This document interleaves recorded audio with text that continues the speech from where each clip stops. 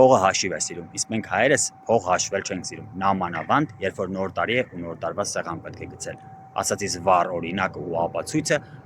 բոլոր սուպերմարկետների մոտ կատարվող անասելի իրարանցումն է։ Վստահ եմ, բոլորդ էլ գիտեք, որ այն ինչքան առել եք, անհնար է դա սպառենք։ Գոնե կեսից ավելի քիչը թափվում է կամ կեսին մոտ։ Այստեղից հետևություն։ Մենք փողի հանդեպ վատ ու սխալ վերաբերմունք ունենք։ Մենք չենք սիրում մեր փողը, ու փողը տալիս ենք այսպես ասած քամուն։ Քամուն չենք տալիս ենք սուպերմարկետին, գնում ենք ուտելիք, հետո ուտելիքը տանում թափում ենք աղբի մեջ։ Այսպես փողի հանդեպ վերաբերմունք է ձևավորվում նաև ամբողջ տարվա ընթացքում։ Ասում են, չէ, ոնց նոր տարին դիմավորես, այնպես էլ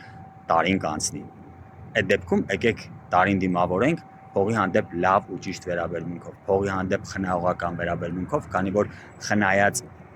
եւ ներդրած փողը ենթադրում է ձեր համար էլի եկամուտներ։ Ու սեղանի վրա նոր տարվա, ասենք 500,000 կամ 1 միլիոն ծախսելու փոխարեն կարելի է այդ 500,000 կամ 1 միլիոնի գոնե կեսը ավան ձևակերպել կամ ինչ-որ բաժնետոմսեր առնել եւ ներդրում ունենալ, որը կծառայի ձեր համար եւ ավելի կշատանա այդ գումարը։